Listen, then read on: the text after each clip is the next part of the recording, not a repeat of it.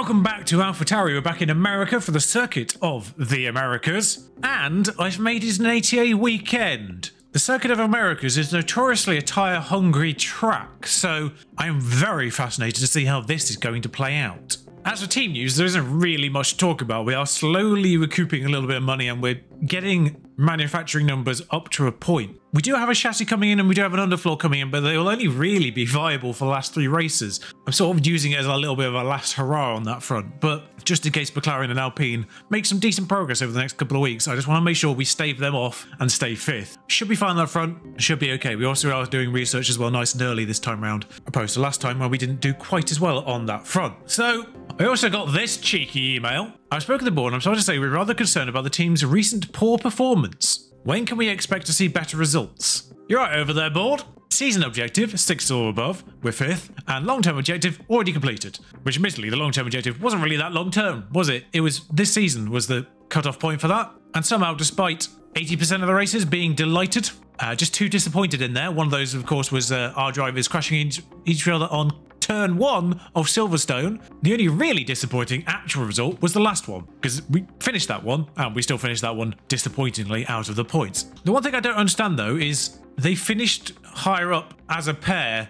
in Marina Bay than they did Baku. I'm pretty certain we had a better finish in Marina Bay than we did Baku. So I don't understand disappointed versus satisfied there. But anyway, 3 rounds of practice. I'll see you for the ATA qualifying in Austin. Once again, 0 fuss in practice. All dry for the weekend as well. So obviously we're starting on hards here. Stroll, once again, Lance Stroll proves to be an immediate thorn in our side, but negotiated, and I think the second laps might have been cleaner, but Albon's still way off for whatever reason. Sponsorship bonuses wise, we need to get 1 person into Q2, of course, but I mean, Albon currently out of it, but Gasly is a concern, although I think he literally just came back into the pits. He'd get back out again, no problem, but it's a much weirder spread of vehicles at the end of this program. Now there comes Hulkenberg, so that might be our indication to have a kind of pop at it. Whole wave of people coming out now anyway at 2 minutes on the clock. They've only got sort of 30 seconds worth of grace to get all the way around on top of a regular lap. Not a supreme amount of time for people like Ricciardo and Gasly. Particularly Gasly, of course. Ricciardo's probably going to be 20th no matter what anyway, but the good news is Albon's definitely going to end up in a nice spot. Tsunoda, I'm marginally concerned, will catch Bottas by the end of this. But it looks like Bottas has started pushing from there, so we might be okay.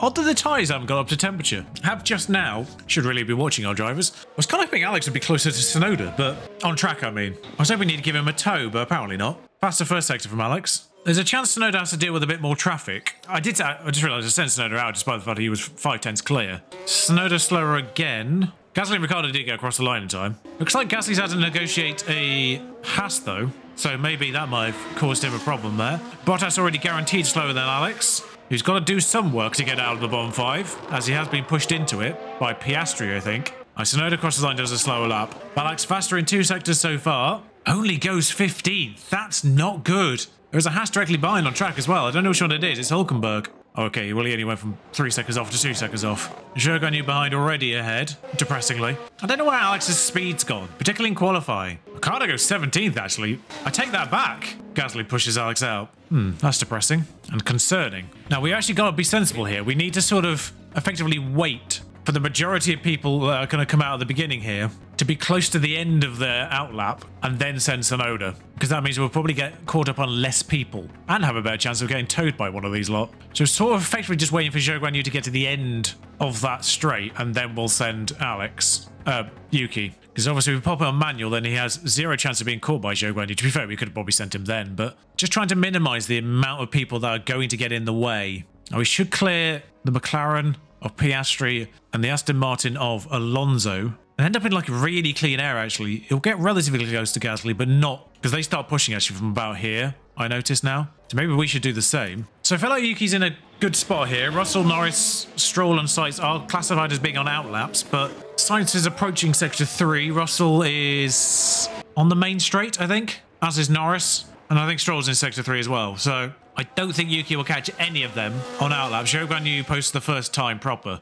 Red Bull will be next on that front. It's Verstappen, 132.4. That's fast. Yeah, so Russell, the last person to sort of begin pushing, and there he goes. So Perez, 9/10 slower than Max. Gasly around about the same time as Zhou Guanyu, so that's kind of our benchmark, really. We'll assume Perez has a problem there. Not bad from Yuki. A 10th faster than Gasly and Zhou Guanyu. Piastri faster? Norris at this stage of the season we're expecting to be faster and has gone faster. It's De Vries and Ocon that are going to be the problems here. And ultimately Russell, of course, who has gone slower there. But is Alonso on an outlap? No. I'm going to send Yuki now just so he's on the same kind of lap as everyone else. Gets past Ocon. I wonder if he'll be able to slipstream Hamilton on his actual lap here. Or the Ferrari, crucially, which is going to get going sort of directly in front of him. Or he's going to overtake.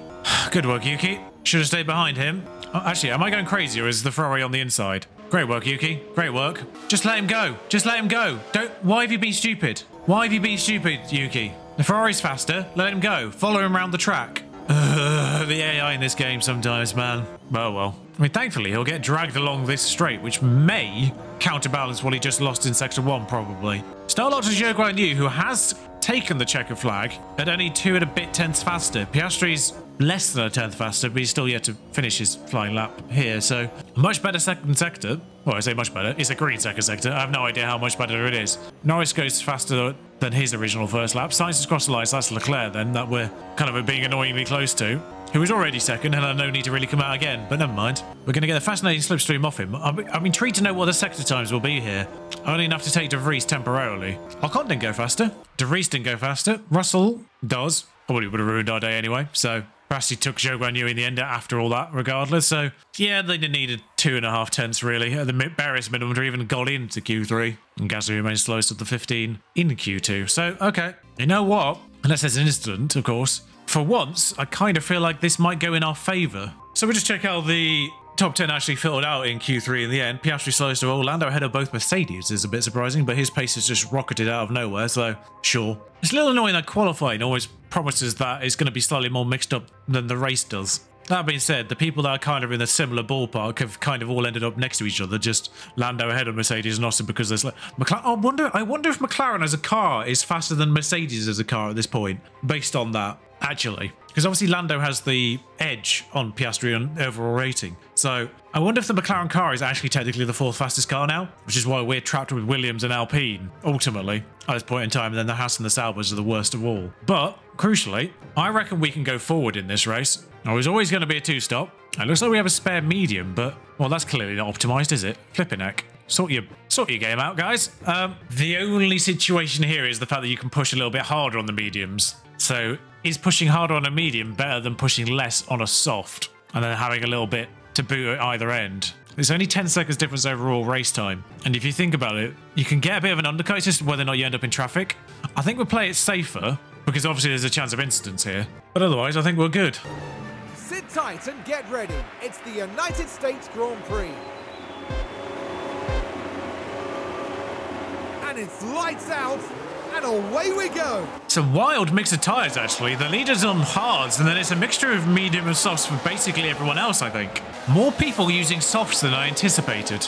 Everyone off the line fine through turn 1 fine. Of course, we had, I think, 3 safety cars in the first 10 laps here last time, or something stupid like that, didn't we? So, brace yourselves. Ocon was the only person with a penalty for this race, and he starts at the back as a result. But ultimately, we are hounding soft runners at this point in time, as Gasly takes an opportunistic dive on De Vries there. Tsunoda's ahead of Hamilton, briefly, and is again. Hamilton did have a penalty.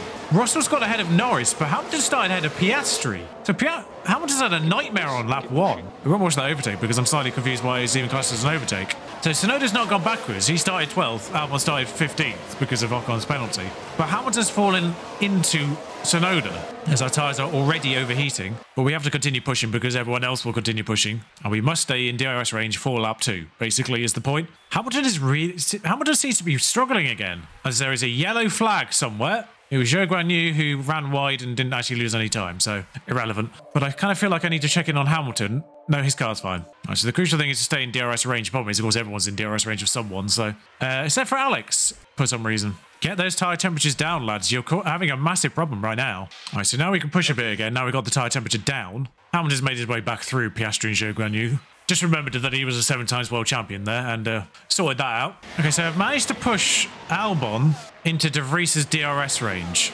as Yuki's contending with Gasly. Problem is fuel now, which definitely needs to come off. But we'll watch this overtake because we've not actually watched any of the highlights so far. We'll watch this highlight though. We've not watched any of these so far, so I mean it's straightforward. It's DRS. Gasly is on soft tyres, don't forget. As Albon has found De Vries and passed De Vries. Also on softs.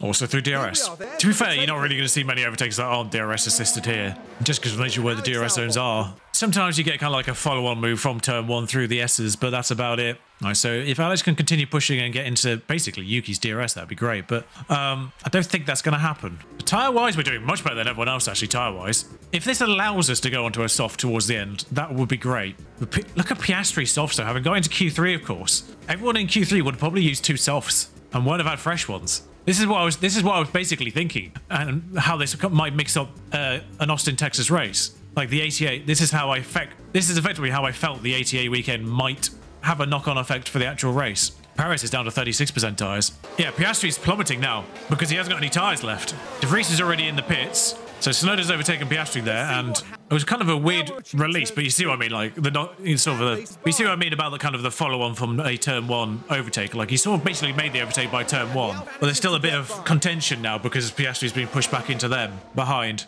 So there's a very, very good chance actually that Alex gets both Piastri and Gasly here. In fact, if I tell him to deploy on this straight, maybe we can get both of them. Alex, what are you doing, you fool? As I now basically realise I did it on Yuki, not Alex. But at the same time, Yuki was in a fight as well, so it's not like it went to waste there. So his medium tyres holding on, of course. I get the feeling Piastri might go in the pits now anyway, but I want to be able to get Gasly as quickly as possible. Yeah, Piastri did indeed dive into the pits, but Gasly hasn't, crucially. So kind of the thing here realistically is because of obviously all the incidents that tends to happen, I kind of want to run as long as possible, kind of like Verstappen is on the hards. I just kind of want to go as long as possible in case of incident, so that we can make the most of a safety car when one happens. Guanyu and Piastri opt for hard tyres. De Vries went on to a medium. So it's Albon on Gasly currently. Is Tsunoda closing on Hamilton at all? Not really. He did 8/10 faster lap, but he's still 2 seconds behind. So now we work Alex past Gasly. The thing is, crucially, everyone's got 2 stops,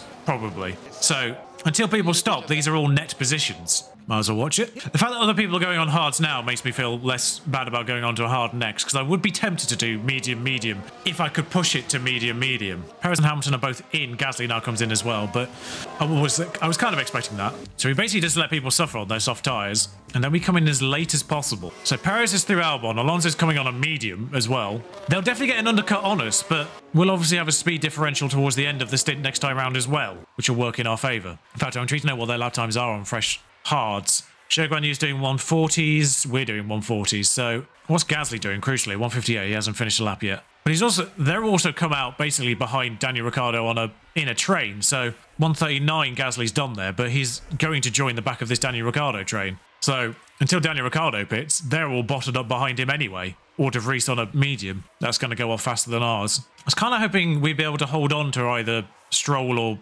Perez or Alonso, one of them, you know. I think realistically, you don't want to push these tyres. In fact, actually, that's a valid point. It's all well and good doing these lap times, but we also need to spread our cars out so we can actually put them on separate laps. So we'll start pushing Yuki now. Just a Hulkenberg lockup, not a problem. Okay, so we bring Yuki in this lap. His tyre's about to go under 40%. Another yellow flag there briefly. What's happened? So Tsunoda's come in the same lap as other medium runners, I think, there. Yes. Alex will come in next lap, so we'll sort that one out there. Magnussen had a spin. Okay, both Haas drivers having a wobbly in their home race.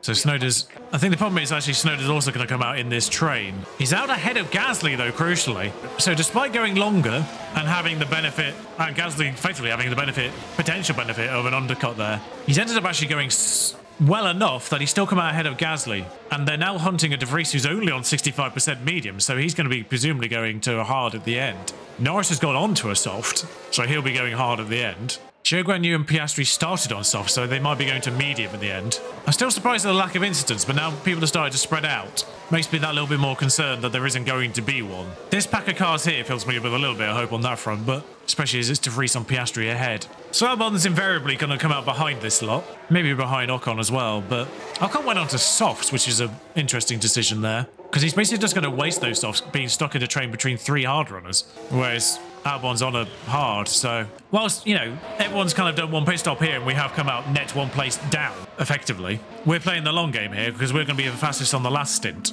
I get the sense I might be able to just top up with the ERS a little bit with Yuki there. Right, so just to be clear here, Tsunoda's claimed Piastri was topping up ERS, and he's done that through the S's. So this is following on from turn 1, I believe. And he's just sort of followed a little bit of momentum through there. I think what happened there is De Vries, Piastri must have been at the head of that and didn't have DRS, so both De Vries and Tsunoda got him long term there. And now Tsunoda is primed to actually behind De Vries to take him. So maybe we stop topping up with Yuki and just go for it. Did they just make contact there? No, that wasn't what the yellow flag was for. That was Alonso and someone. Perez, I have to presume? Yeah. So Alonso on the outside, turns in on Perez, I guess, just doesn't give him the space. Did what Lance Stroll did, actually, and I just realised last year. I can't keep up with these highlights. I thought Tsunoda had actually given up on that, but where's the detection point? I suppose it's after all this, isn't it? But Tsunoda's back up to 11th there. Net. Whether they can actually get away from them through DRS zones, I do not know, but I'm not expecting it. I think he'll be able to hold on long term, but De Vries is going to be feisty for a little bit, I suspect. But his medium tyres will slowly be going off. Albon's slowly catching here, and I mean slowly. He's doing the same kind of lap time as Yuki and De Vries, but I think Piastri may have fallen out of them. No, not yet anyway. I think as soon as Piastri falls out of that pair, they might get pushed into Alex a little bit more. So maybe start topping up with Alex a smidge while he's still outside of DRS range. Right, so De Vries is now officially out of Yuki's DRS range. Yuki's only 3 seconds behind Zhou Guanyu in 10th now, who has gone soft to hard, do not forget. So he's 20% better off on his tyres right now at this moment. Do you reckon Yuki... Actually, do you reckon a one-stop's possible on this version? Because bear in mind this was set up for 4 push to begin with. I don't think so. I think maybe a soft run at the end, like a proper blast on softs at the end, is probably the order of the day. But so Alex needs 13th actually to get the sponsorship bonus, because they just say 2 places for him. So he does need to get through 3 drivers here, but he's more than capable of doing it. He's only 2nd behind them now, despite topping up. I might go full harvest for a lap while he's still kind of just outside of them. And now he's inside of them. He's got Piastri. I've got an awful feeling we're going to have to harvest fuel at some point because incidents aren't happening. And we've only recovered 0.8 in half a race, effectively. So unless there's an incident, we're still going to be about 1.3 down by the end of this race. All right, so De Vries' tyres have fallen off, I think. Yeah, as our Ocon's about to. I must say, from a kind of strategic point of view, this race has been a little bit more interesting just because everyone doing very different tyre orders on their strategies. Now, there's a batch of soft runners who have made the most of those softs and gone up to 3, 4, 5, but now they're going to be going off that cliff. Meanwhile, Perez, who started 3rd, went onto a hard and is now 9th. So Albon clears De Vries there. Good. Sorry, did Ocon just get Tsunoda on his 37% softs? I think he might have. Use this opportunity to conserve your fuel, because you should be able to get him anyway. Alex hasn't quite caught Gasly yet, but okay, that's got you 0.1 of a kilogram of fuel back. Gasly appears to be going for it at this point in time because Alex is not catching. Yeah, Gasly's doing 139.5s. Alex is doing 139, so he's not going that much faster, sadly. Ocon has to pit this lap. I think that's why he's been pushing. Yeah, there he goes. So he's going to be going on to hards now, I imagine. De Vries went onto a soft tyre, but has come out, crucially, behind both Salberts. So he's going to be held up on them for a little bit, at the very least, and probably lose the best of his tyre behind them. Right, so Alex is now officially in Gasly's DRS, so he might harvest on him now. So officially, actually, in the sponsorship places, because it was 1 place for Yuki and 2 places for Alex, which was 11 and 13, is what we need. This is where we need to be. So as long as we stay here net by the end of the race, we're good, because none of these guys have pitted, of course, but Bottas has now pitted out of the way of De Vries, but he was having to just overtake him anyway, I think. Ricciardo was the one with slightly more tyres, so hopefully he'll hold up De Vries to basically get rid of the absolute best of his tyres in that process. Alex fighting Gasly, might be past Gasly, despite conserving. If he can be behind by the detection point for the main straight, that'd be great. And then I'll let him go for it from there. Saved a little bit, saved a little bit. We have massively lost on Hamilton, all things considered, but Hamilton's last stint is on hards. Remember when we were directly behind Hamilton at the start of this race? Now he's basically a full pit stop ahead. Such is the nature of this game. So let's quickly look at the viability of a soft. Realistically, what we want to be doing is we want to be aiming at lap 44 then, using that as our marker point. Ignore, obviously, the 5 push hards, because that's not what we're tracking right now, but Tsunoda at the very least can sort of maybe hold on to Hamilton for a little bit there. A couple of laps, maybe? A couple of laps. Now, are we closing on Zhou Guanyu at all? Because Zhou Guanyu's hards are going to be going off. Tsunoda's got through. Norris has got through. Like, we're not even including Norris in our races anymore, such as his pace. But Norris should be able to drag us towards Zhou Guanyu, which is very kind of him. I'm wondering if we can actually start letting go of these tyres for a bit. Just have a couple of proper push laps, as we're now 10th and 11th as things stand, but obviously people have pitted behind us. Perez, notably. As Zhou Guanyu actually pops into the pits now to go on a medium, I suspect. So De Vries ended up ahead of Gasly through the pit stops, but that's the situation with De Vries went on another set of softs. What is De Vries' plan here? Because they're not going to get to the end. I've now realised. De Vries is 3-stopping. How far apart are our drivers, by the way? 3 seconds. Okay, so Alex is going to have to go a lap later, I think. So Perez overtakes Albon, which is going to be useful because he's going to have DRS there, actually. Now, bear in mind, Ocon's already pitted, but he's on now 67% hards by the time we come out. Yeah, De Vries has gone on to another set of softs, look. How far back is he, net? Oh, like 38 seconds. Okay. Depending on what the pit stop time is, we're going to come out ahead of Piastri still. All right, so another pit stop for Yuki Tsunoda. 1.973, that's not bad. We'll come out ahead of Piastri, no problem.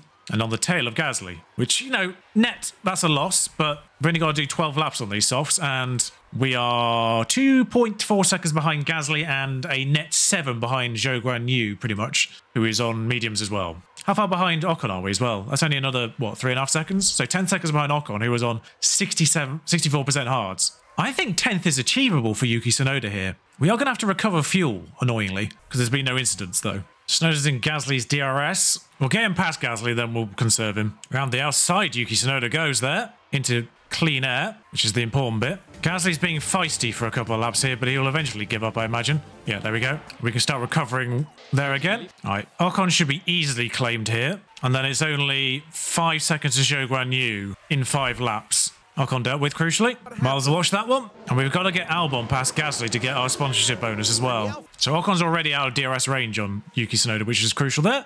So that'll allow us to get that fuel back, no problem. Okay, so Yuki Tsunoda's only about 2.5 seconds behind Zhou Guan Yu. 4 laps to go inclusive, I think, of the one we're on. Gasly's also got Ocon first, which is the problem here. But Alex is in the DRS range. He's only 0.2 kilograms down, so we'll recover that on the final lap easily. In fact, actually, this might be the good point to just make sure we get that sorted now. 1.9 Tsunoda behind Zhou Guan Yu now. Perez's strategies really worked against him here. Otherwise, it's still fairly status quo. And Piastri just remains sucking in the race. I think we really closed on Zhou Guan Yu in this last sector because we took 7/10 out of him in this one last time. Don't you dare do a red flag or whatever now. Sis Hulkenberg going wide. But that's problem solved there. Meanwhile, actually, Alex is making the move now despite the fact Ocon was already in the DRS of Gasly. He might get both the Alpines in one go. Is he going to fold in behind Pierre Gasly? I'm interrupting something live here just to watch that one. I mean, that actually looked more straightforward than it kind of felt like as I tuned into it. But Alex getting both of the Alpines. Actually, he has got both the Alpines now. But he's now clear of both of them. It's a great move, really, this one.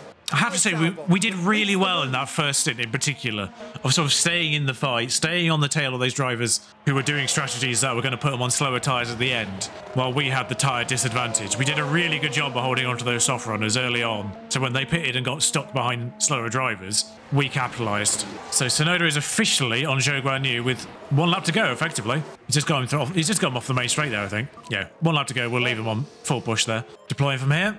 Sorry, it's 2 laps to go, Yuki. Sorry, Yuki, it's 2 laps to go. Now deploy, Yuki. Now deploy. Verstappen's 30 seconds clear of Stroll, which is a little depressing. I just want to get clear of Zhou Guan Yu DRS-wise, and then we'll just come down on the tyres, take the risk out of it. In fact, actually, Albon's not getting anywhere near, is he? So just take the risk out of it. If Perez has a wobbly before the end of the lap, then Tsunoda's still in striking range, but just keeping them out of DRS range really is the main thing. Albon's not getting 4 seconds on Zhou Guan Yu. Just be sensible. Ricardo actually finishes ahead of someone who isn't his teammate, which is impressive for them. Albon was only 3 seconds behind Zhou Guan Yu in the end. Going all out wouldn't have done anything about that, but it was just through deployment most of all on that last lap. 136 flat, 138.8. Yeah, you would need to go on like a 134. I mean, that was a faster lap than Verstappen, but I guess Verstappen's fastest was way better than that. A lovely little point for Yuki Tsunoda there. Yeah, unfortunately, Max is now running away with it. What was looking like it might be Sergio Perez this year, finally.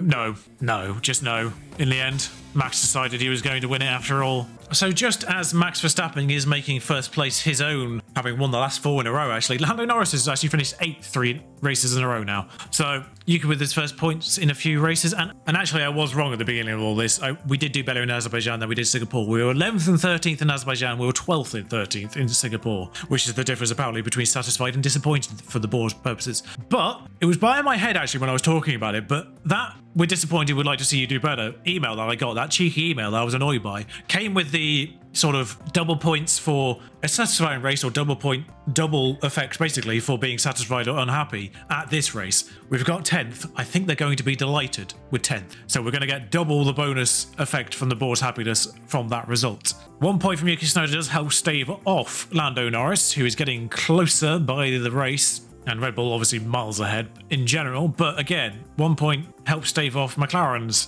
thoughts of a usurping of 5th. Only 6th in the fastest pit stop, 1.73 I swear. Oh, that was Yuki's second stop, wasn't it? Yeah, both of Alex's were over 2 seconds for whatever reason. And crucially, also, the boardroom's refurbishment is complete. So they'll be happy with us again, I suspect. Delighted with that one. I'm trying to see what the information was on that. Thank you, Dennis. More confidence increased ×2 for a successful result, which that was. Anything failed? Front wing has failed on both cars. Side pods has failed on car 2. I think I was building one more of them anyway, so that shouldn't be too much of a problem.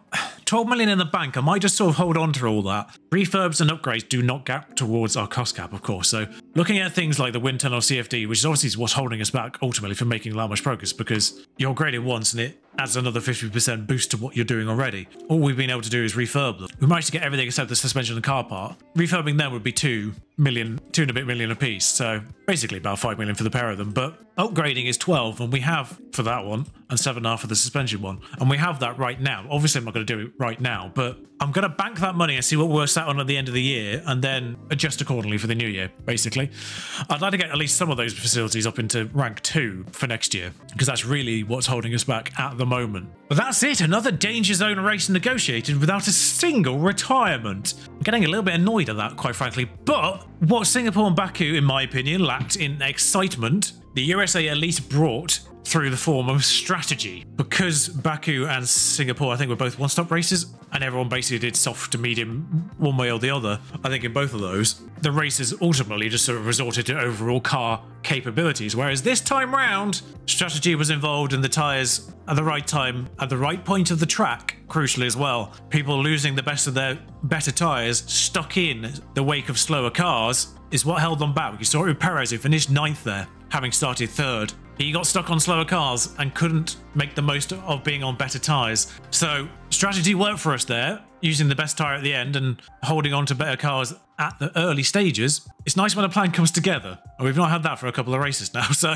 I'll see you for Mexico next time out. Another normally chaos-inducing race, but like I say, 3 races in the danger zone and not a single retirement in any of them. Normally, the balance is restored in a dramatic fashion. We'll see, but if you enjoyed this race, like, comment, subscribe, you know you're by now. Until next time, thank you for watching. Ta-ra.